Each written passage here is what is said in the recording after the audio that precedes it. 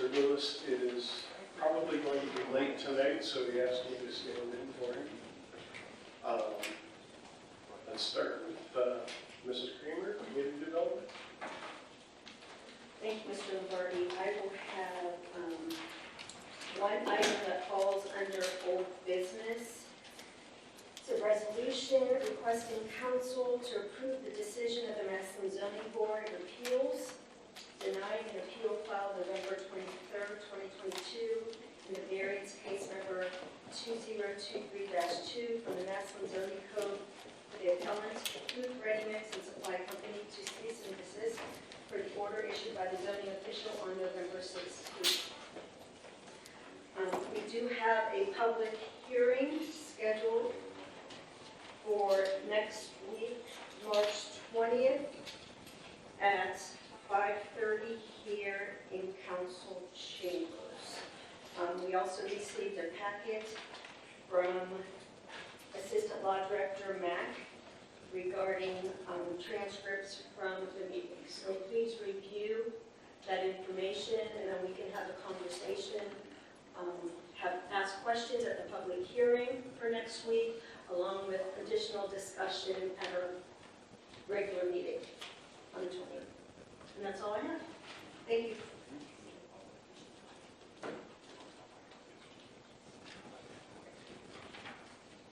Thank you, Mrs. Kramer.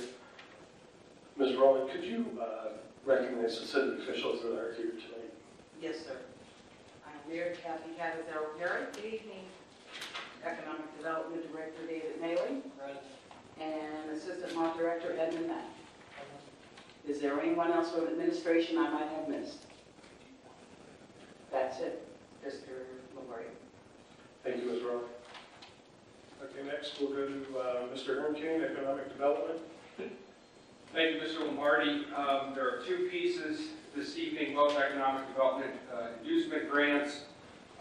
One is one that we gave first reading to last week, as I can find it, for Little Sprouts West. Please prepare an ordinance for an economic development inducement grants for Little Sprouts West, located at 2112 Lincoln Way West. The owner, Carolyn Worthen, is requesting funds for costs incurred for initial build-out, equipment, etc. This is a grant for an amount of $5,000. We gave this first reading last week because Ms. Worthen was not able to attend the work session prior. She is here this evening. I would ask Dave Maley to come up for a moment.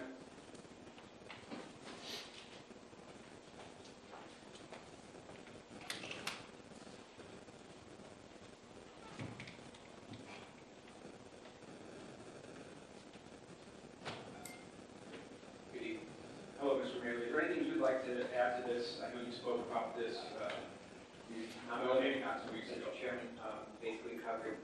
We were just going to give the owner an opportunity to speak about this. Okay. Ms. Worthen, are you present? Yes. Would you please come up to the microphone right here? Sure. Now, you have Little Sprouts, which would soon to be east. Yes. And then this is a new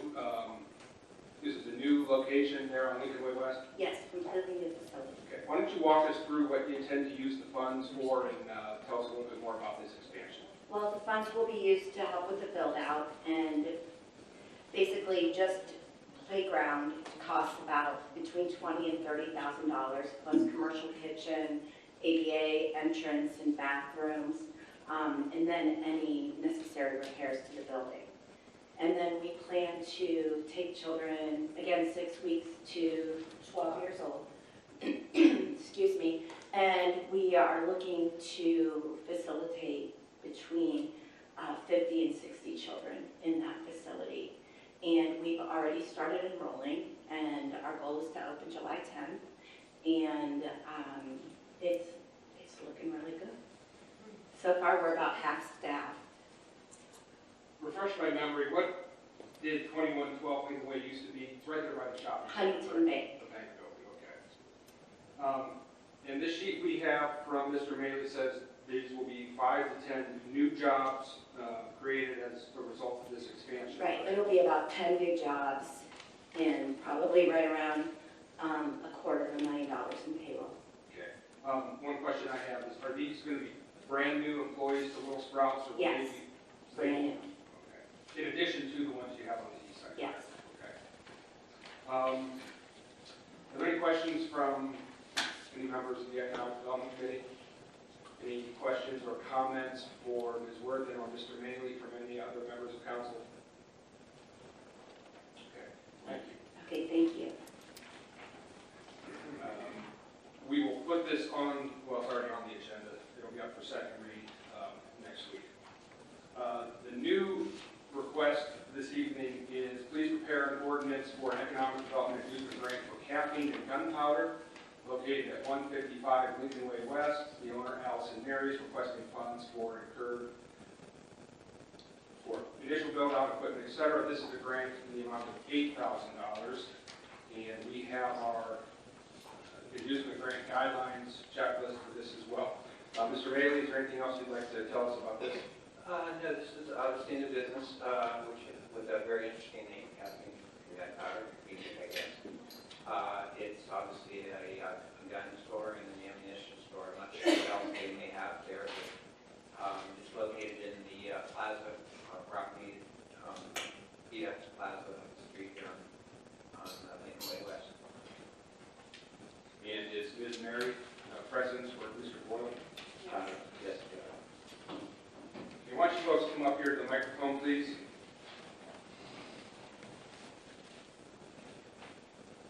Evening. Thank you for coming tonight. Would you care to tell, we all have also a business plan that was passed out by Mr. Maley as well. Is there anything else you'd like to tell us regarding this enterprise or what you intend to use grant funding for? So the store concept is we work closely with police, fire, military veterans, as well as active personnel. A lot of the active military recruiters in the area have been trying to find a place to get returning veterans from foreign wars a place. Could you step up closer to the mic, please? Sorry. That's okay. Thank you. The veteran groups are trying to find a place to have regular meetings for returning veterans of foreign wars so that they have a place to talk and discuss any sort of post-traumatic stress disorder issues that they might be having and find common ground with people that have similar experiences. Again, police, fire as well. We actually just had Chief Satinoy reach out to us last week, wanting us to begin working on City of Massillon Police Department firearms as well.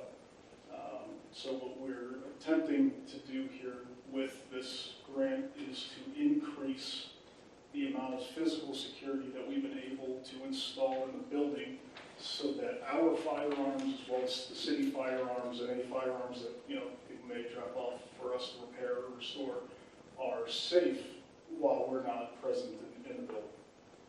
With what we've done so far, we've put about, I would say, $12,000–$15,000 into the physical security of the buildings because it is a strip mall. It does have a lot of windows. It has regular operating doors, nothing that's reinforced to prevent any sort of vehicle entry or anything of an escalated nature. So where we are now is sufficient. What we're trying to do is make it the next step better, which is what brings us here, trying to make sure we're not taking any steps that we could explore, again, to try to prevent any sort of break-ins and then having firearms hit the streets.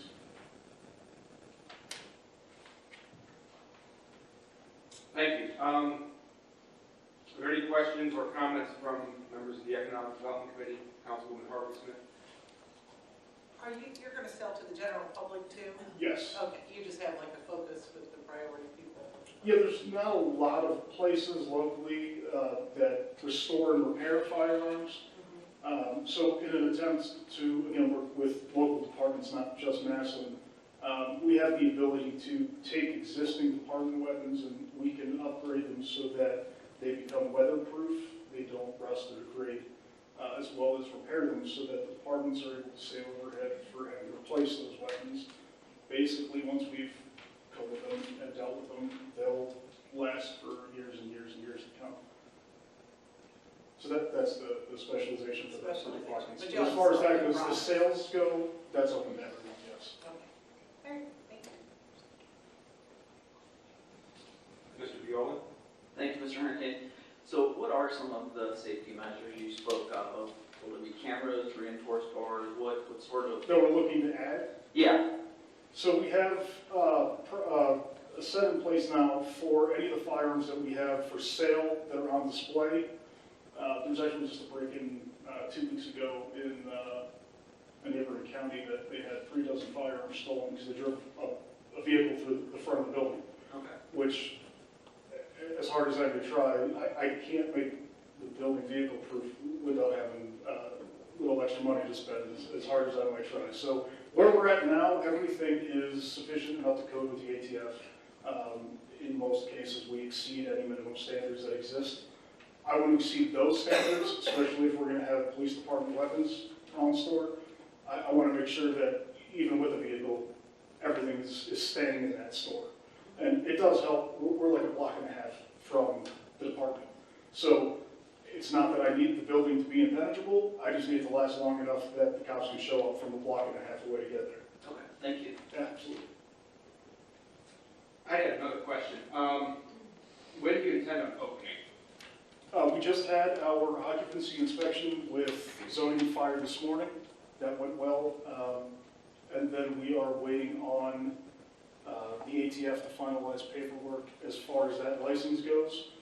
It's our intention to meet with Chief St. Noy later this week to get moving on that aspect of repair and restoration for the departments as well as the general public. So we're going to be open, I'd say 75% capacity, probably by the end of this week.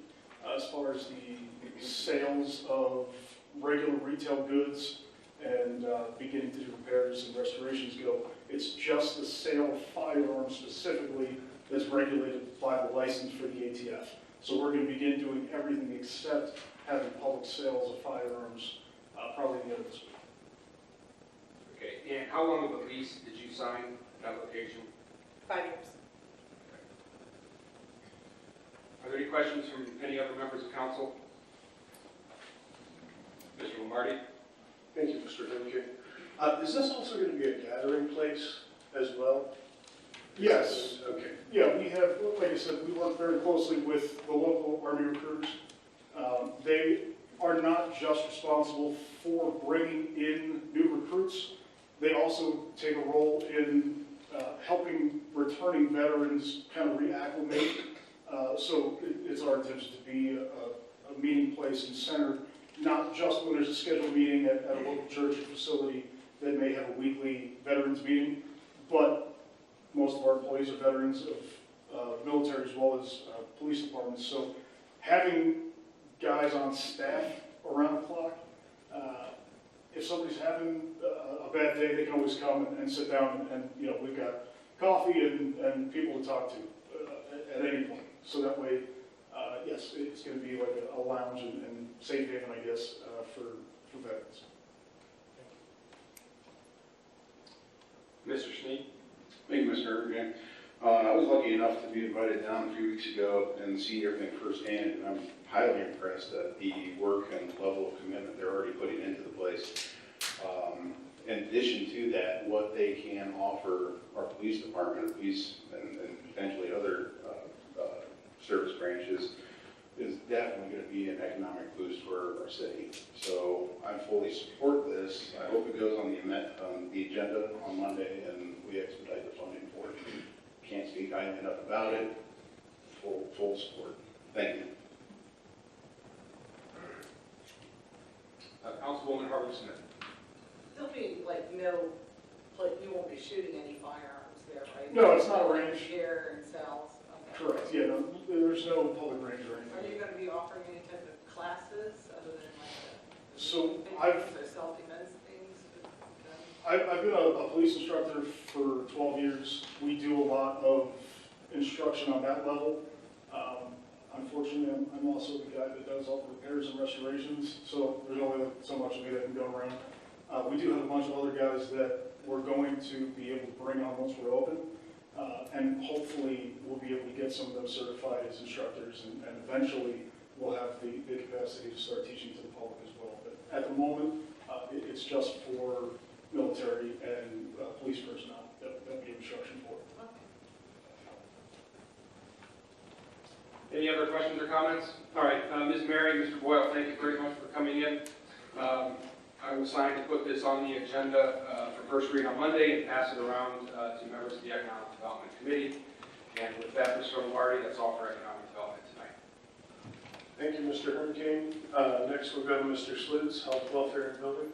Thank you. I have nothing new this evening. However, the mayor would like to speak on the program she's bringing forward, the exterior renovation grant. So, Mayor, could you come up, please?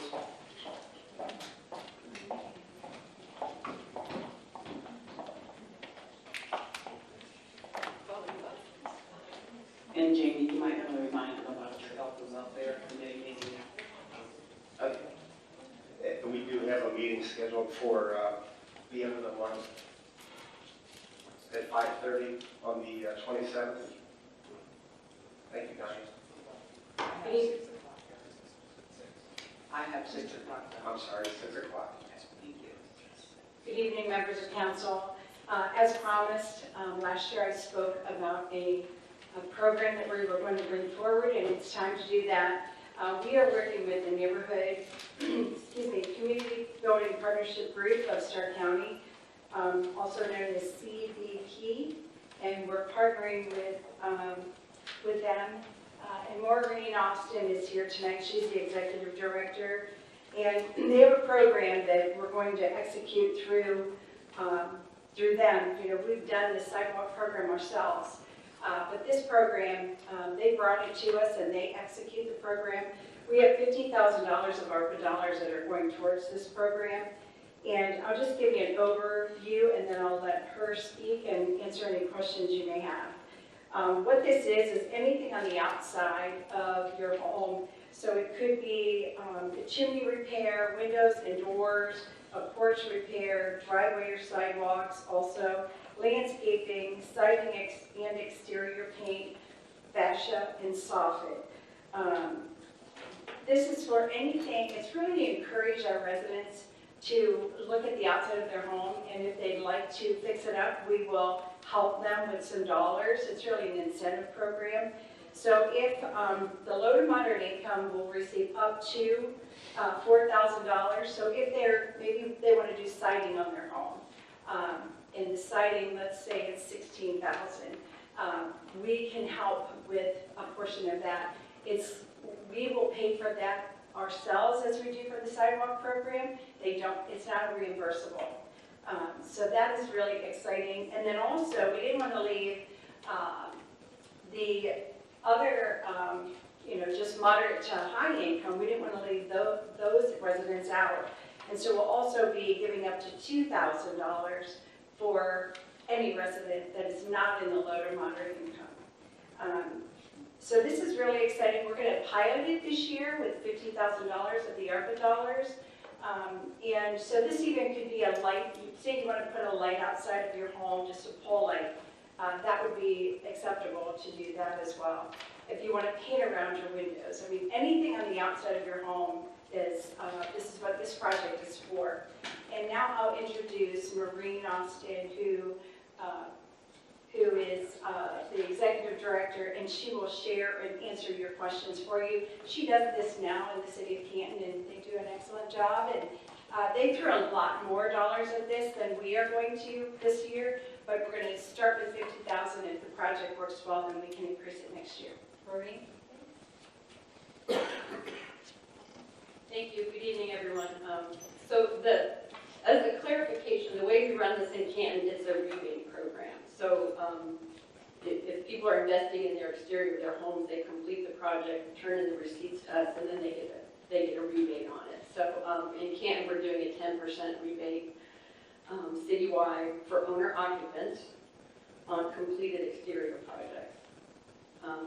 We're in our 3rd year of doing this with the city of Canton, which obviously has given us a bit more funding. It's a straight pass-through grant, and we've completed probably about $400,000 in rebates from the city and have documented over $4.7 million of exterior home improvements by city owner occupants. So it's really a great program. It's an incentive program. It's a reward program.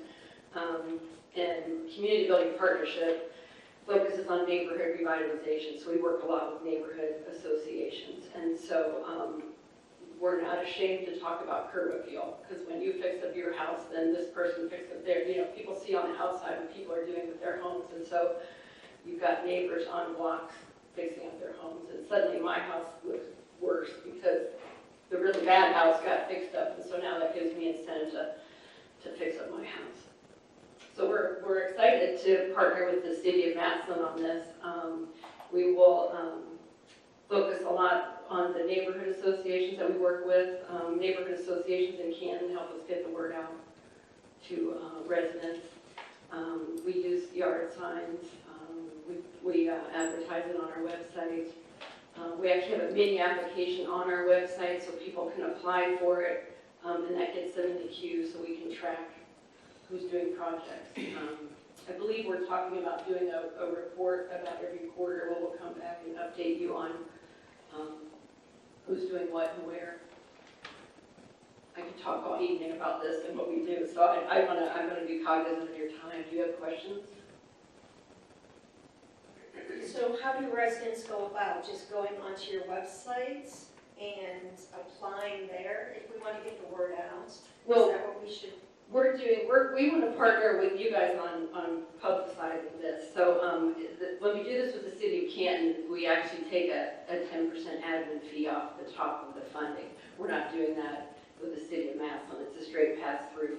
What we're asking in turn, in partnership, is that the city help us advertise it. So it could be the monthly TV show. I mean, you could put it on the city website, and then it would link people over to our website. We have a mini application on our website. Is there a start date? Like, or is this in effect right now? So It's not in effect in Massillon. I think we were talking about April, sometime in April, having the start date.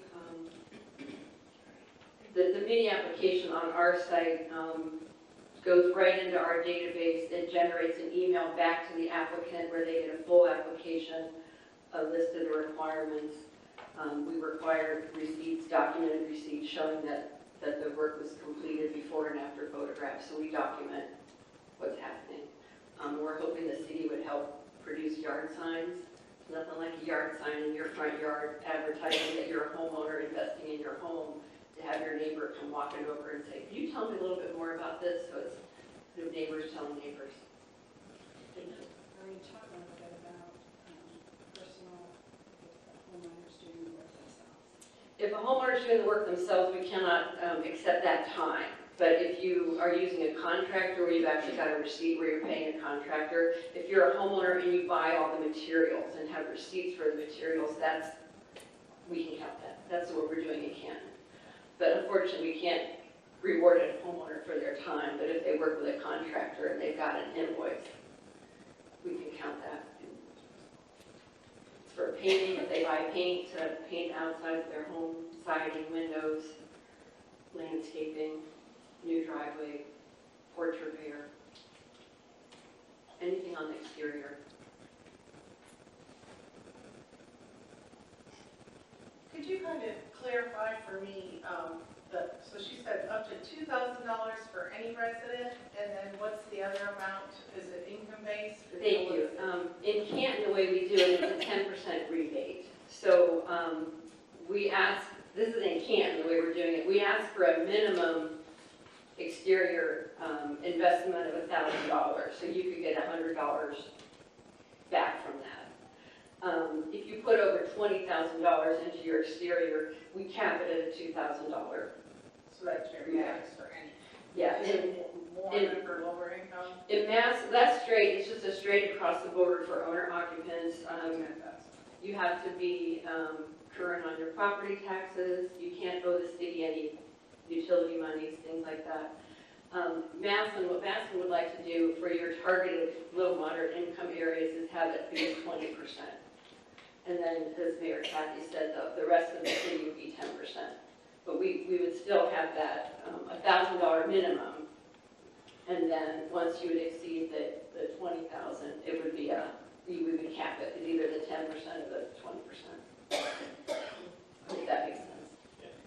So what do you mean by minimum? Well, we don't want to cut a check. So if they spend $10,000, you give them 10%, $1,000. But say the project cost $8,000, so they would be eligible? It would be $100,000? no. It's an $8,000 project, it would be $800. Okay. It just means we don't want to cut a check for, you do a $500 project, and we didn't want to cut checks for $50. We tried to put a minimum of at least $1,000. We also for the total project, and the reason we like the mini app is because somebody can get in the queue.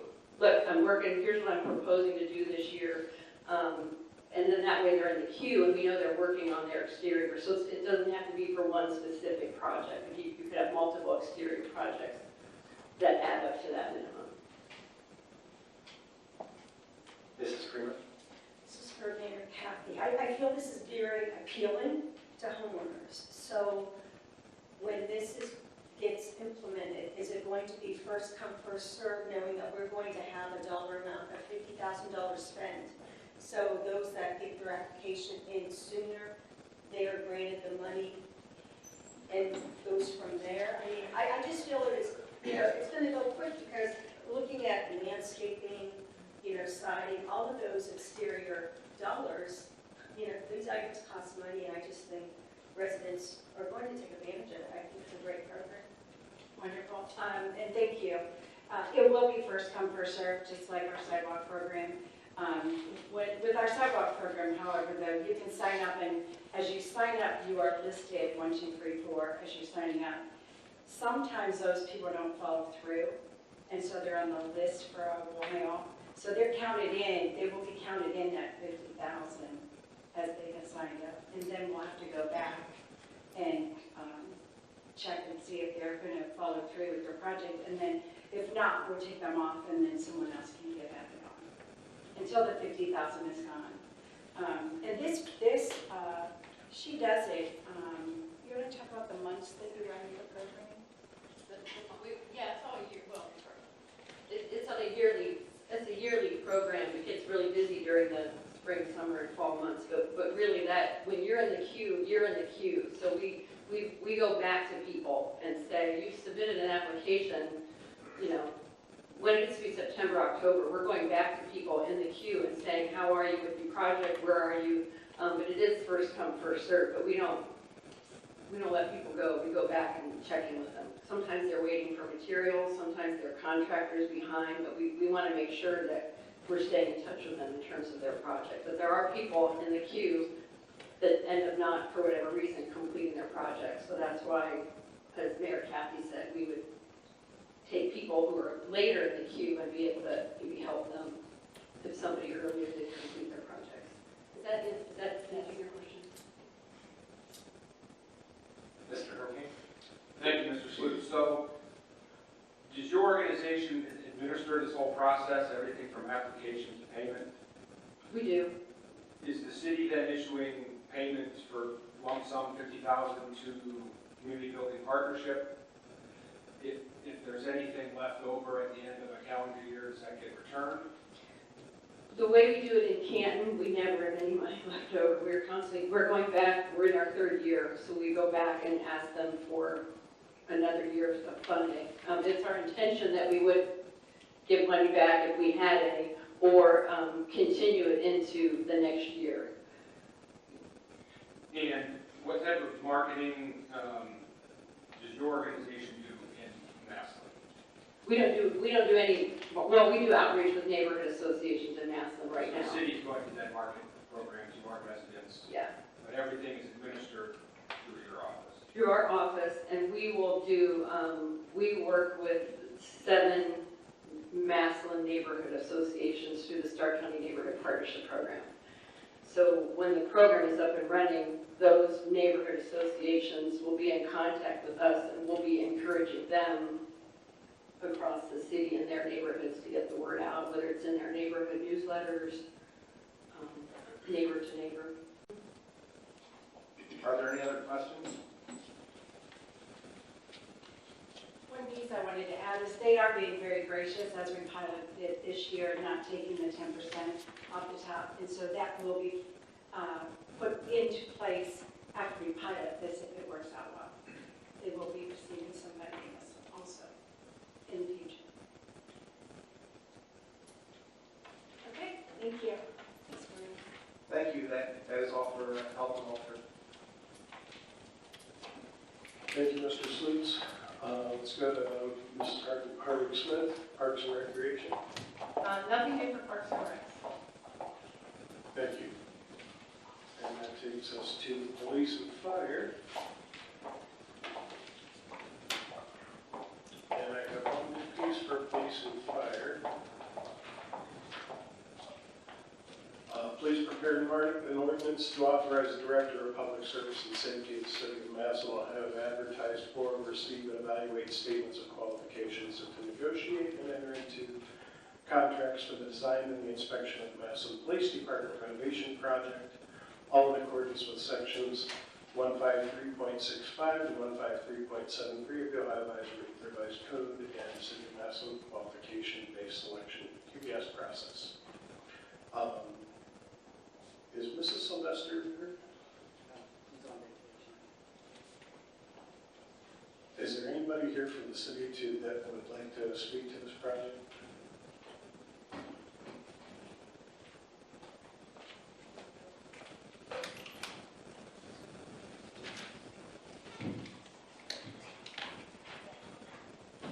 Thank you, Mr. Bailey. This is just for going out and getting the bids for the renovation work at this point, or Went out for design, for the design? design work, right? Okay. So we haven't even made up our minds as to what we're doing. We have a general idea as far as, I know that initially we had a lower number, and looking at the space, I think we're going to increase the amount of renovation we're looking to do. I know, pitch hitting for a few people on this, but I know initially we were looking at about 4,000 square feet. Now we're looking at closer to 14,000 square feet, so that's why the amount has gone up for the design. I see. Okay. Does anybody have any questions on the Police and Fire Committee? Any other questions from any other council members? Thank you, Mr. Maley. I'll be signing this and hopefully advancing this to the agenda on Monday. That's all I have for Police and Fire. Next, we'll go to Mr. Violent and Public Utilities and Environmental. Nothing this evening, thank you. And then I go to Mr. Hurricane for Rules, Courts, and Civil Service.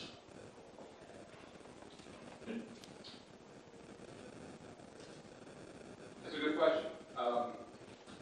There are no new pieces of legislation. Last week was there something with the health department. So last week we gave first reading to, let's see here, I don't know what the ordinance number is. We did have, there was a piece of legislation that we did first reading at 3 positions, thank you. Ordinance number 17, 2023, which was adding 3 positions within the health department. Full-time outreach coordinator, part-time language services coordinator, and a seasonal intern. Those were both 3 new positions that would be funded through a grant that the city health department received, and I believe that grant would go through 2027 or 28. I think it was a 4 or 5-year grant. So that's the only pending piece of legislation that will be up for second reading on Monday. Okay, thank you. Next, Mr. Omari. Yes. I'm sorry, Mr. Harbison.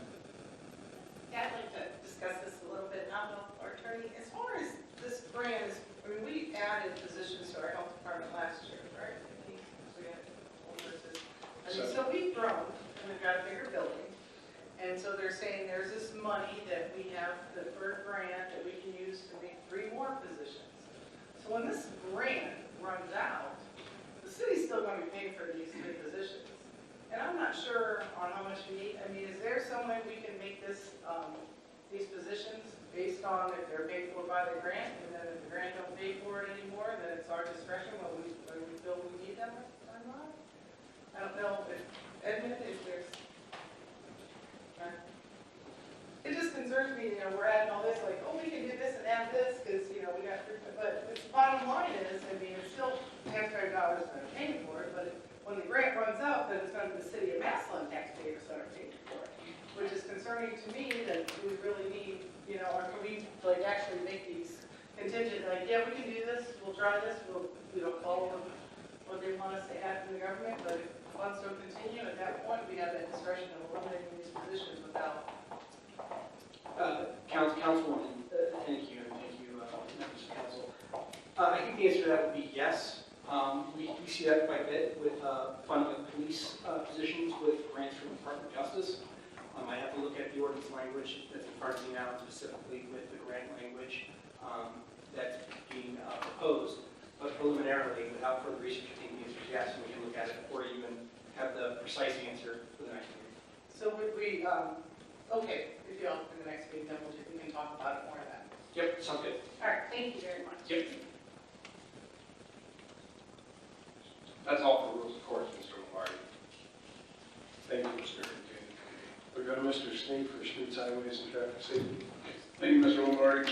I have two new pieces of legislation being proposed by the Director of Public Safety and Service.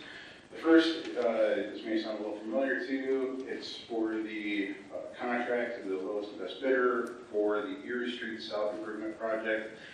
Apparently, we're hearing this a lot, it's a pretty common story. We put out a bid. That bid they're asking for an increase, as I was told they didn't get any bidders due to the cost of that. 75% of it will come from ODOT still, and the city will still be responsible for 25%, which will be allocated to the ARPA funds. There is emergency on both pieces of legislation, but for the first one, I'll open it up now to council if anybody has any questions on this.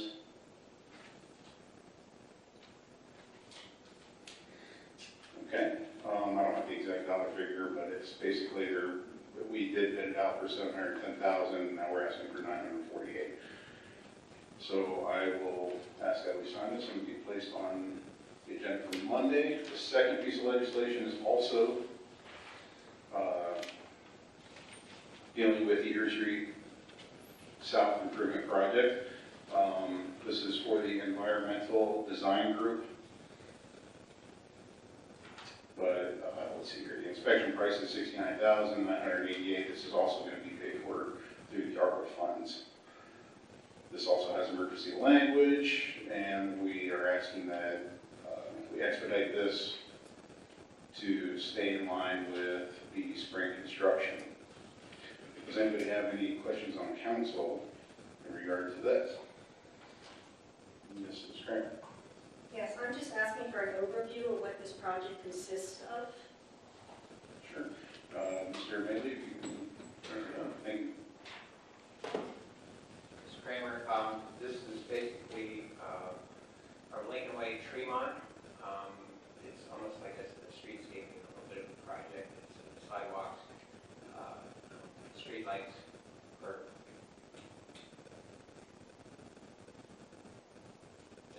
just to give you some numbers, the original amount that we had allocated was $740,000 for the project. Mr. Sneed said we didn't get any bids on that. Came back. The project now is a little over $1 million.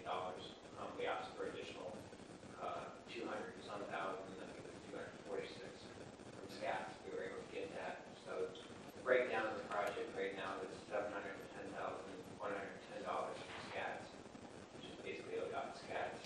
And the city's share is $238,000.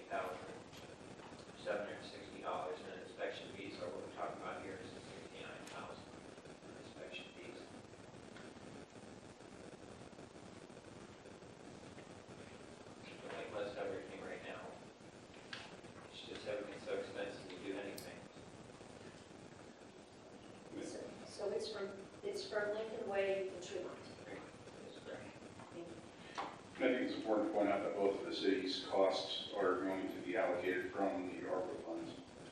As it does at a time.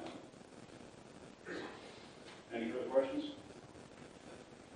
Seeing none, I'll ask for signature of both these and place them on the, request to place them on the agenda for Monday. One more question, Ms. Graham. Can I just ask a student highway question? I know it was mentioned last week that we were going to receive a list of 2023 street paving. I don't know if someone has that list to provide us tonight. It's not completed yet? That was my first question. Mayor, can you help me make a comment on that as well? This is Kramer. We're preparing the list. It should be here shortly. It's so large, and we can't do all the streets that we want to do, so they're trying to pare it down at this point. So it will be here soon. Will you be accepting requests from councilmen as well? If you want to, you're always welcome to send in roads to either myself, Barb, or straight to the engineer's office. Thank you. Okay. One more question from Ms. Graham. Well, it's not a question. I just would like to open up dialogue. I know the past few weeks we heard from a citizen regarding Lake Avenue and a guardrail request and a safety issue. And speaking to a couple other members, council members this evening about the speed limit on Lake Avenue and traffic exceeding that speed limit. I just want to start, let's start discussing this, what truly is going on Lake Avenue, what can be done. And we have, evidence and facts from the police department, anything to come to some type of resolution. It may be better to have certain people available to answer those questions, as well as making sure that that topic is put through. We want to make sure that it gets put through the correct committee, because I'm not sure if that's, I can see police and fire being involved, I can see rules and courts being involved, and as well as streets and highways. So I'm not really sure, even because people are speeding on Lake, it's a problem. Well, guardrails, safety issues, so I don't want these topics to be pushed to the side and overlooked, and something happen that we could prevent by opening up a discussion and seeing where it goes. That is something I would definitely open a discussion to. I would like to have our safety service director available for that. Our police chief might be a good idea to have involved in that discussion as well. So I don't necessarily think we need a public hearing for it, but perhaps maybe a work session 2 weeks from now. If that's a good idea for everybody, or unless anybody objects.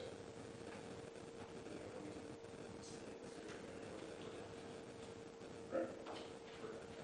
We could just discuss it at the next work session and invite some people to come. Correct. And make sure they're here, So is that what everybody's requesting? that we don't have to have a special meeting. Right. Mr. Sluse. Thank you. This is something I think that needs to be addressed. It's been an ongoing problem since I was on the police department 15, 20 years ago working midnight shift.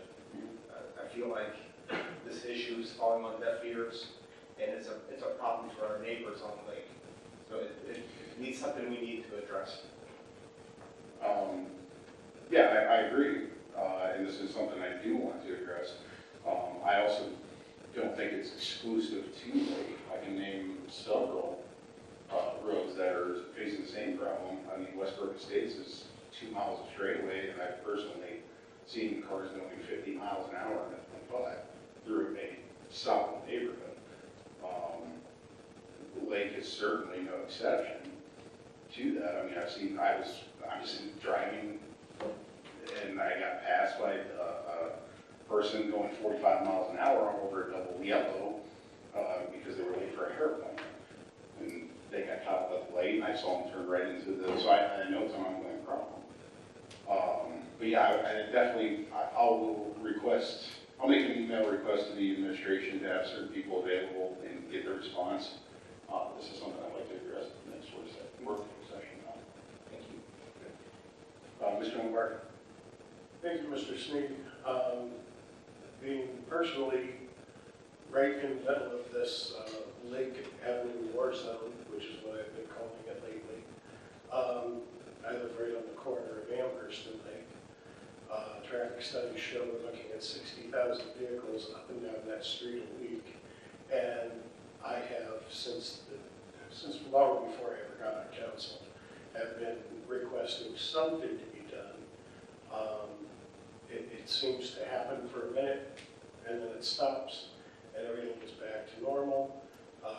Just a few weeks ago, a car disregarded the light, and he had been flying down Lake Avenue, broadsided two ladies, and another car flipped that car on its top.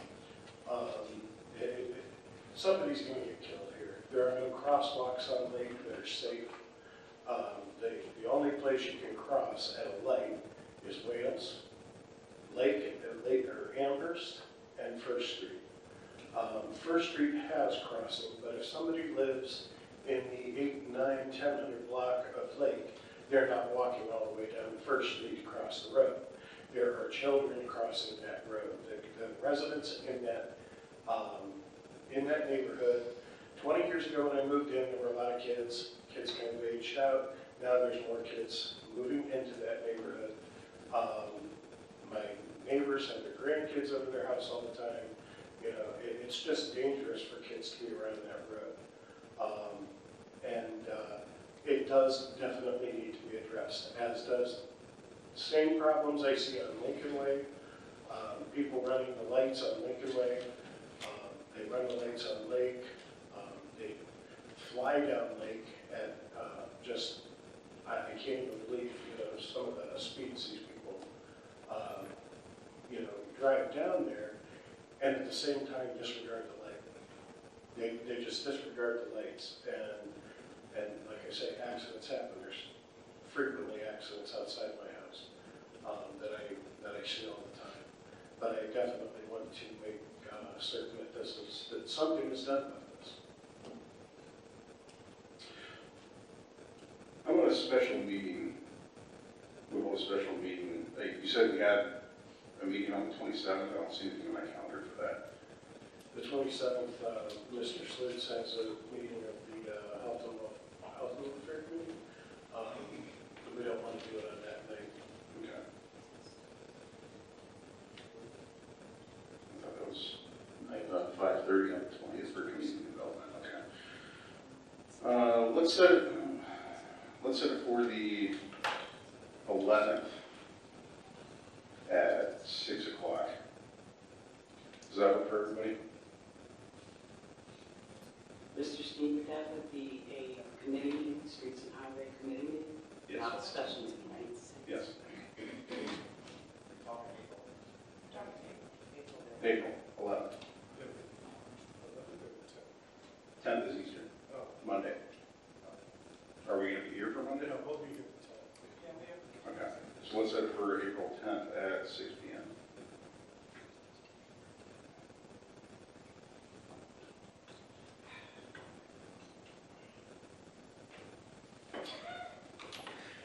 Any further questions? If that's all, Maureen.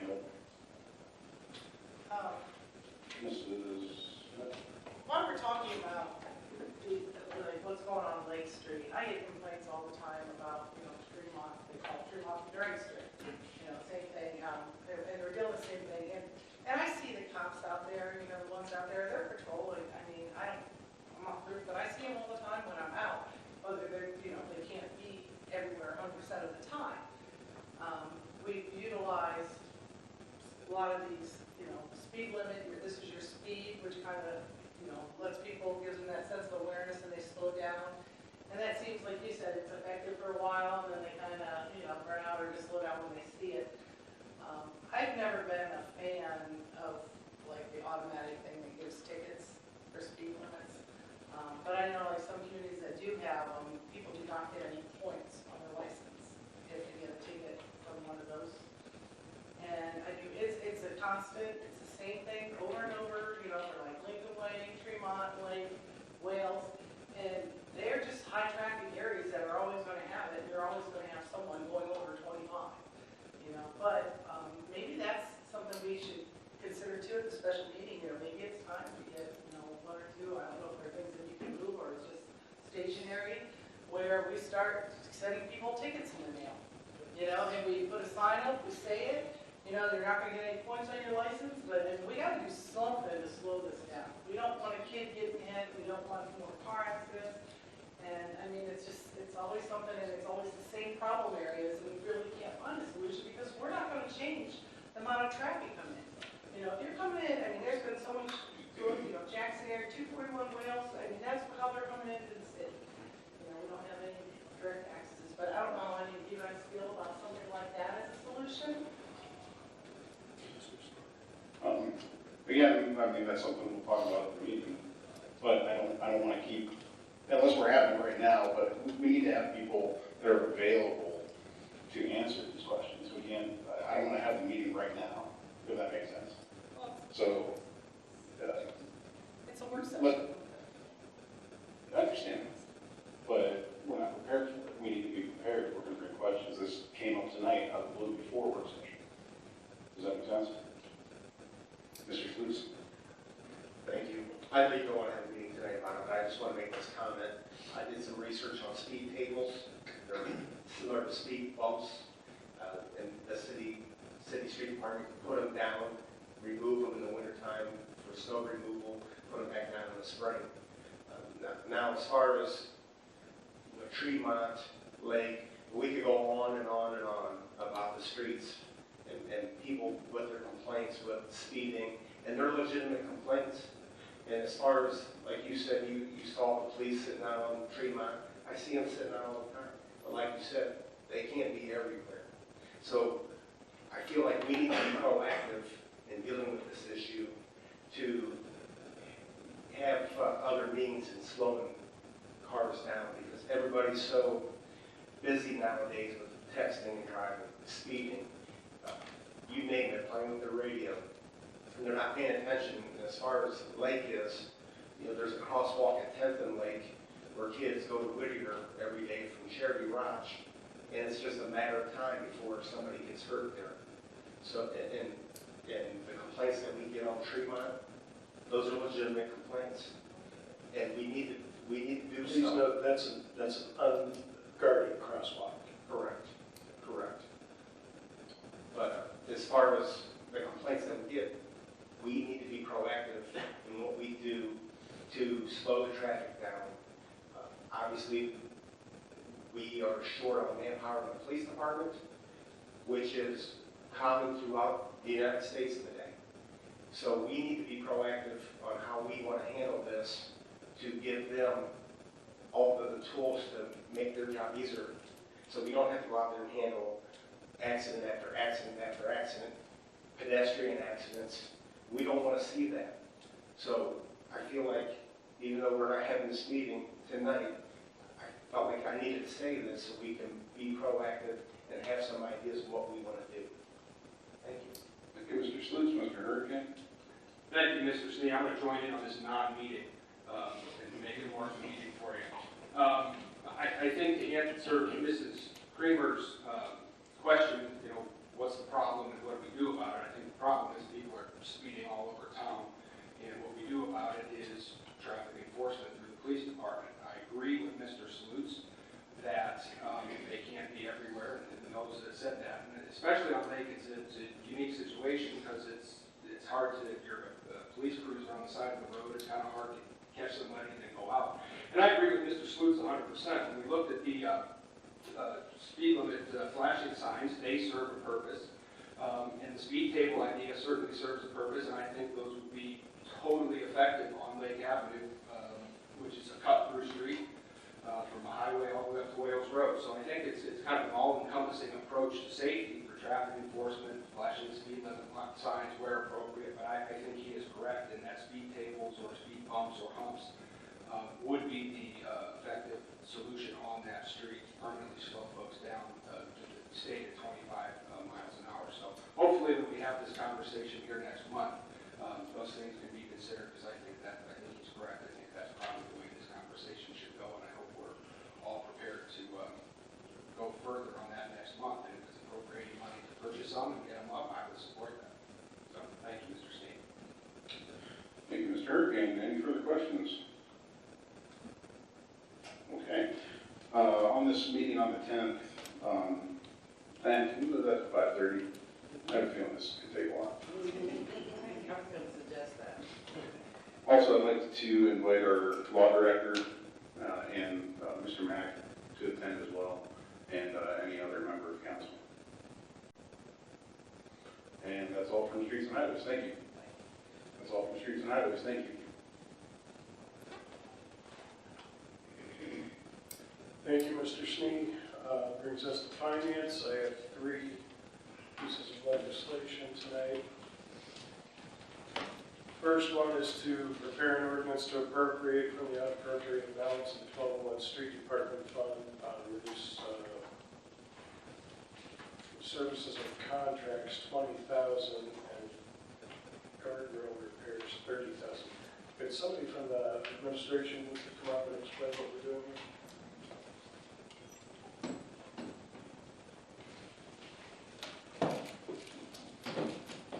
Mr. Lombardi, I believe we're looking to obviously do some tree clearing.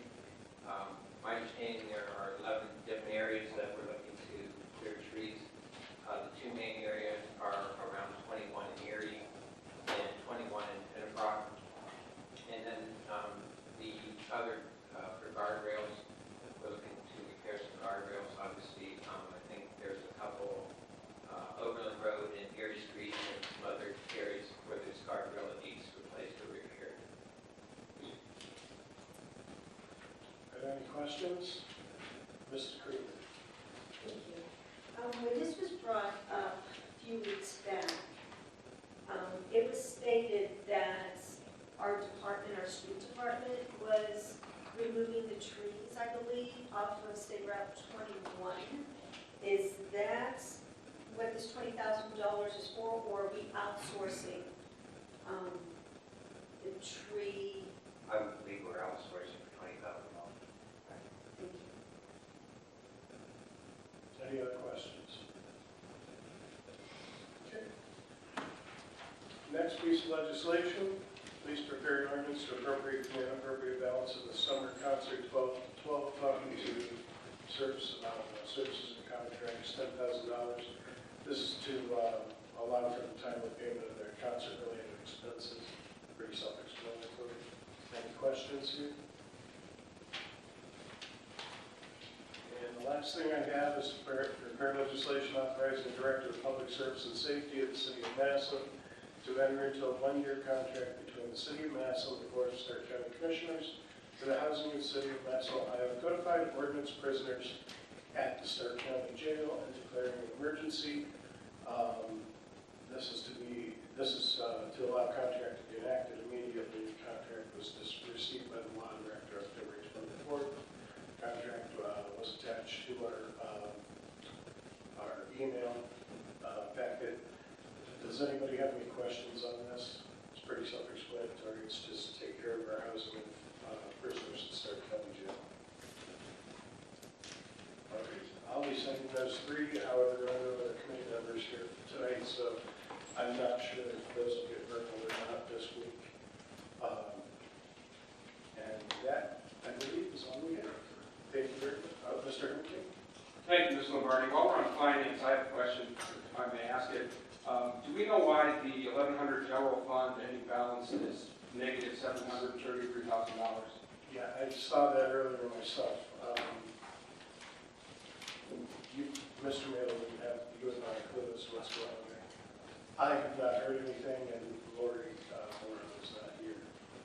So that might be something to bring up on Monday. I could talk to Lori about it, maybe she can get an answer to the council. If you could, please. I remember a couple months ago when we asked that question, and I think there was something that one, but it is March, so I guess if you could get some information or have Lori talk to us about what that is, I'd appreciate it. Sure. Thank you. Anything else? Okay, we're adjourned. Thank you.